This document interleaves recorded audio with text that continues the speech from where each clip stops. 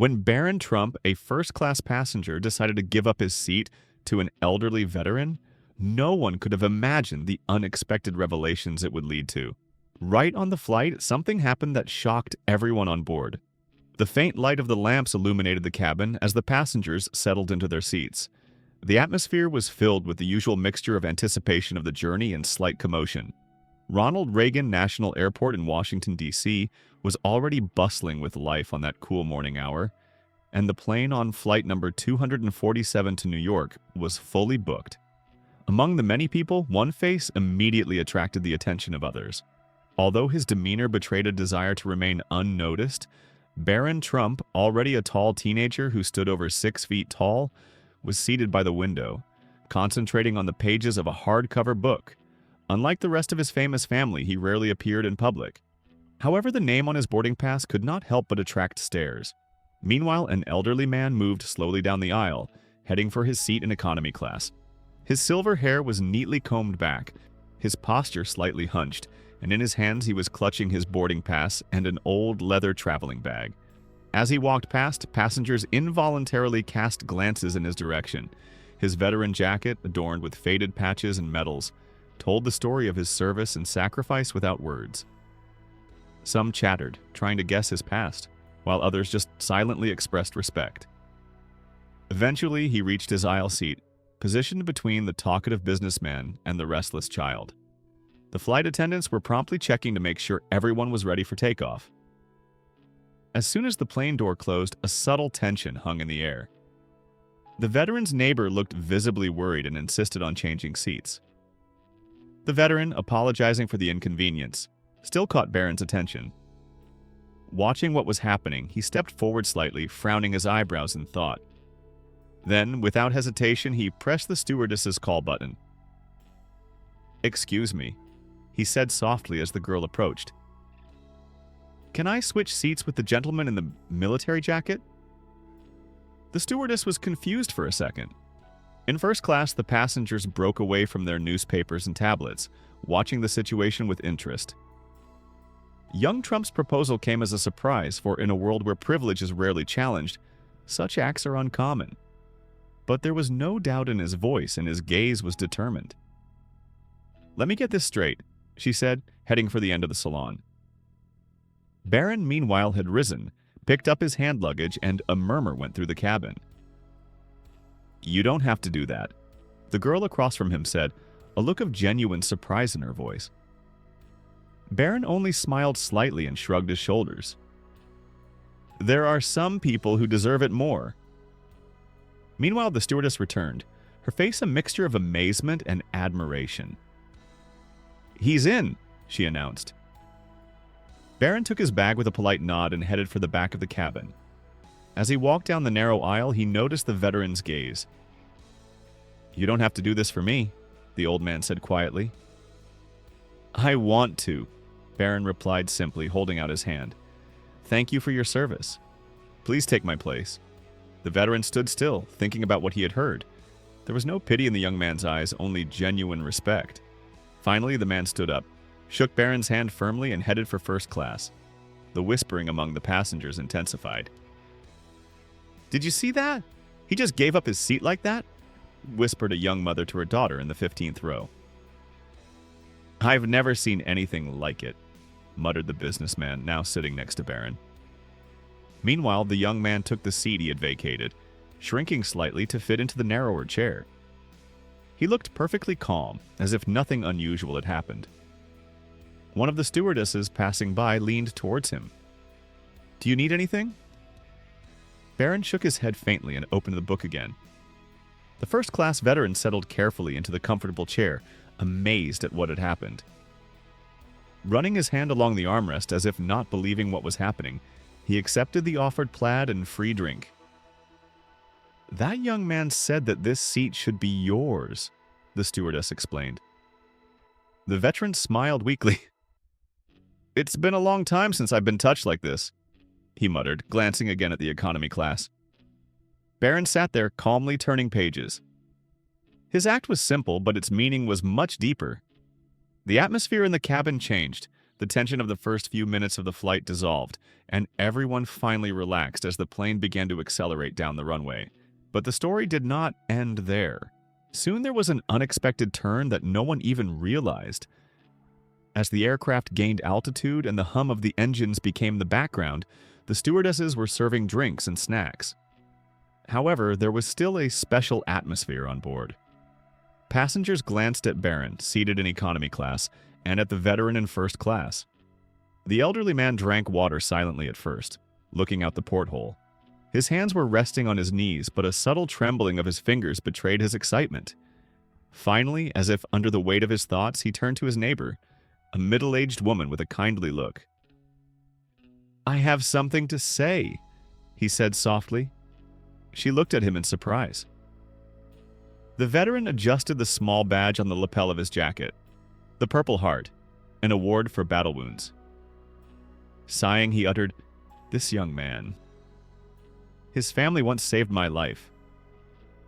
The woman blinked, not immediately understanding the meaning of his words. When the emotions caused by the unexpected story began to fade, a special atmosphere reigned in the cabin. The eyes of the passengers reflected the realization of the significance of what had happened, and some of them furtively wiped away tears trying to hide their feelings. The story, whispered in the rows, spread like a wave across the plane, connecting everyone with an invisible thread of unity and humanity. This flight was truly special. One of the stewardesses gently leaned towards the veteran, looking into his eyes with reverence. "Would you like me to give this young man your words?"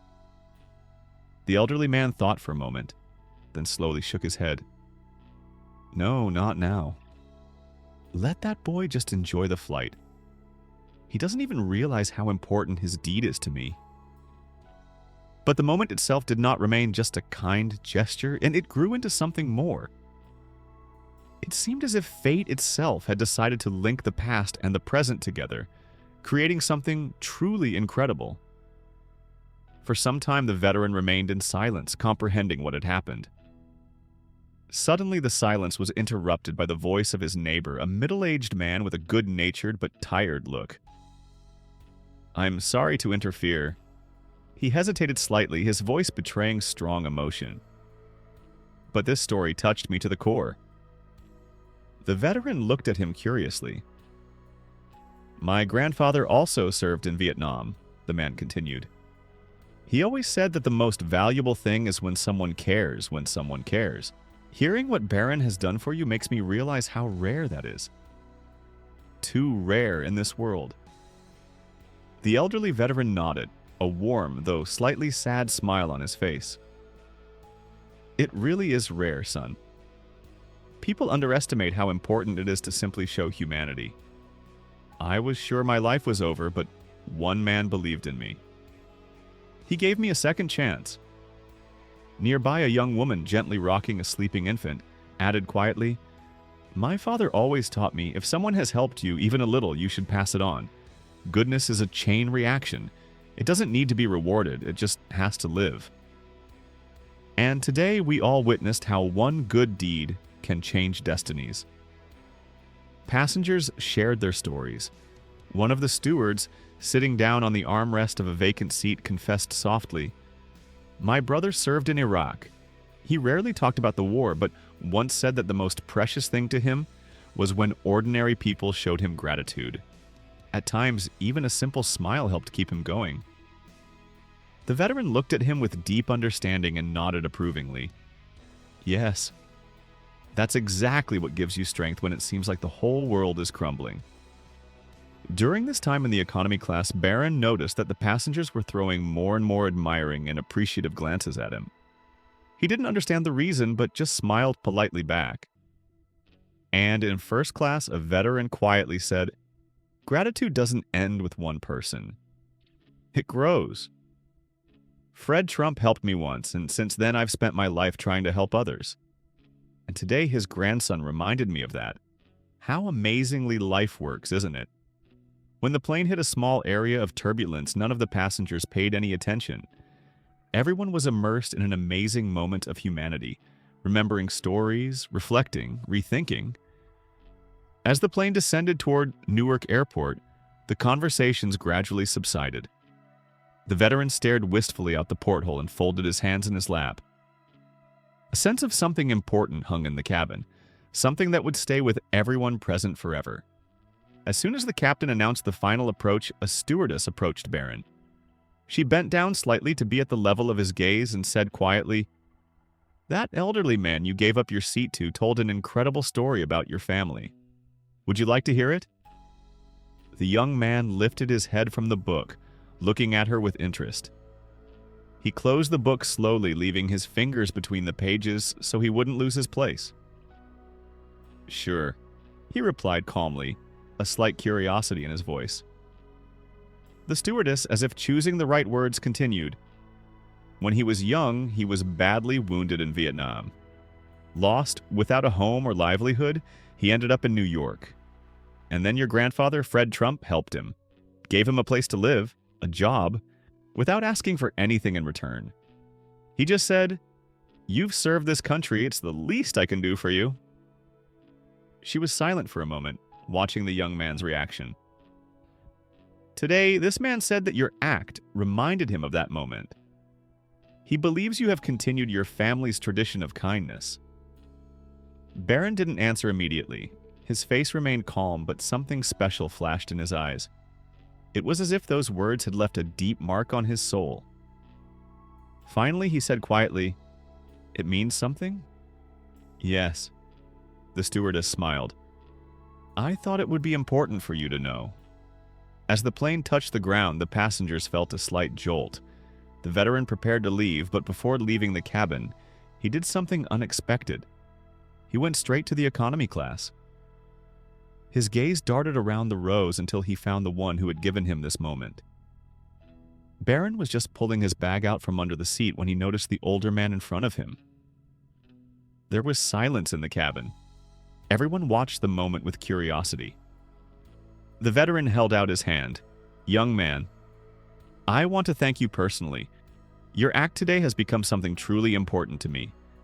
Your family changed my life once, and today you reminded me how meaningful moments like this are. Never forget how much they mean." Barron shook his hand firmly. "I haven't done anything special, sir. You deserve it."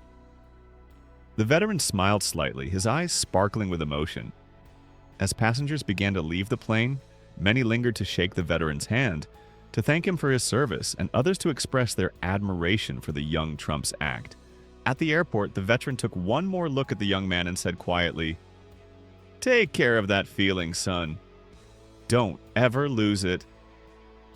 Barron nodded faintly, then took out his phone, quickly typed a short message, thought for a moment, and pressed send. The text popped up on the screen. "Granddad would be proud today.